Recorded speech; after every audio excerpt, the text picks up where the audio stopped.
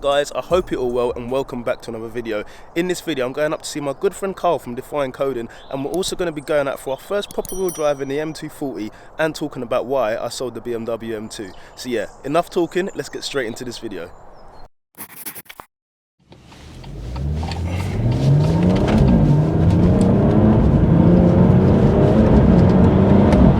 Oh yes. So yes guys, welcome back to another video, and welcome back to a video where I feel I have to address the elephant in the room. The BMW M2 is gone. It's not in the garage, it's not in hibernation, it's not at my warehouse. It's gone, and this is the direct replacement. There's not going to be another car incoming. Hopefully there are going to be a few other cars on the channel, but this is the M2 replacement. And I know a lot of people saying you're doing a downgrade, and yeah, 100% it is a downgrade. It is an M car trading for an M Lite. The proof is in the pudding. So yeah, those of you that have owned an M Lite or have owned an M car, you can hands on heart say it's an experience you can't find in any other car. And don't get me wrong, the M Lites are great cars for what they are, but it's not an M car, and the handling out of the box can't beat the handling out of the box of an M car. And for me, with me wanting to like proper enjoy my driving, I think it's a must. It's just a bit risky, this little joiner slip road. Build up speed, give it to them. Yes! Just gets to 70 so quickly. Stage 1 on these is just insane. But I digress. The checkbox in car ownership has to involve an M car. If you love your driving and you can't stretch to a Porsche, it has to be an M car. Nothing else is going to give you that out of the box feeling of being in control and the car just being as one. And that's what I had to experience from the M2. Doesn't matter whether it was an M4 2014 or whether it's an M3 2015, doesn't matter. For me, oh, have a look at that, guys. I don't know if, oh, you can't see it because I'm just trying to do this one version GoPro as opposed to two, but I've got a lovely M3 competition there. I'm beginning to really like them, and it is from the back obviously, but grill aside, I actually love them, and I will be jumping in one rather soon, so yeah, stay tuned for that. But guys, checking the box of an M car, I had to do personally, just for me to know what it is, and like I use this word a lot in my previous videos, a benchmark. And by that I mean knowing, just squeeze the throttle, don't stamp on it. Oh, lovely. ZF all day. I digress again, but checkbox of owning. Sorry, I'm just being very careful. Checkbox of owning an M car had to be done. Let's just whack this into Eco Pro for a second. It had to be done. Like I said, so many cars out there to drive, so many cars out there to buy, but the M2 for me is what made sense coming from the M140. I wanted the rear wheel drive, I wanted something that's going to try and kill me occasionally, but the M2 for me was probably the best car I've driven stock. That car cannot be beaten, and when you do go adding parts, it's unbeatable. However, we'll get into that later. Next, I want to just do it in a certain order, just so because I'm kind of trying to remember what I've planned here. The next thing that really mattered for me, selling it at that point, because obviously I didn't sell it last week, this is YouTube, it might have been sold 6 months ago, but the prices that they were going for when I sold it, no brainer. If anything, I made money on that car, which is ridiculous nowadays, but there was a time when you were getting silly offers, and quite a few of my friends actually did the same thing, and they sold theirs and moved into other cars. So it is a thing where financially it was a wise decision. There's plenty of them, they're not like only 100 made, so if I do ever want to go back to one, the opportunity is still there. I haven't got really worry about anything in terms of that. When I did buy the M2, I had my job role was slightly different, so I was able to do a bit more, say, on the weekends. I was able to do a bit more in the evenings. That all changed with my new job role, so I didn't enjoy the car as much as I wanted to. My plans were to take it to nearly every track in the UK. This car is definitely going to do that before it goes, and this car ain't going nowhere for a very long time. I had so many plans for that car, and lockdown and COVID and all this isolation rules, it just didn't work with what I do as my full-time job. There was no way I was going to be able to go over, do what I wanted to do in those countries, in those 2 countries I plan to go to, and they're quite obvious for those of you that like your track stuff, and come back and go straight to work with all this isolation, 2 week, 1 week, 10 days, 7 days, down the street, Christmas party, woo, pothole.com, sorry about that.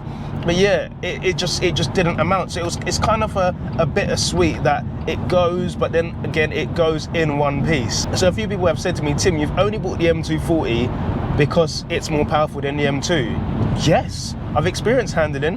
Now let me do whatever. So a few people have said to me, Tim, you've only bought the M240 because you wanted power. Yes, I have. M240 stage 1 is faster than an stage 2 M2, and that just says it all. And I know, like I said, I've done handling, I've done a bit of power on the M2, so I know exactly where I want this car to be. But in terms of potential, it cannot be beaten. And like I've said, now I know what the M2 feels like, what an M car feels like. I'm not going to stop with this car until I get it 90% close to what an M car can handle like. So that is going to be a bit of money, and that is going to be a bit of time, but bear with me and we definitely will get there. And along the way we're going to have plenty of fun, plenty of trips, and plenty of track days. Something I want to do way more of, speaking of doing my license and everything, and that all got thrown out the window with, like I said, with the job change. And thank be to God that the job did change, because it has helped me. But it's something that I see as it has to be done. If not, I don't want to go down as a waffler, or what is it, all smoke no steam, or all puff and no chuff. Nope, it doesn't matter. So the next question I had is, Tim, would you have kept the M2 if it was a comp? And no, the answer is no. And I know people are going to say, listen, I didn't care about power when I bought the M2. Sure, I wanted stage 2, and that would have just gave me a bit more of that power, that push in the back feeling. But I just need to get out of this lane now. Boom, we've just been overtaking a lot of cars. Like, look, there's one car here. Use the left lane. Use it. But yeah, as I was saying, if I had the M2 comp, I probably wouldn't have kept it either. That is a lot of money to have sitting around if you're not going to daily drive that car, or drive it at least twice a week. I drove the M2 at one point 3 times in a month, and that's not me. That's not me. And if there are a few other YouTubers that are saying the same thing, they want to drive their cars and enjoy their cars and then get rid of them. That's how the whole car thing works.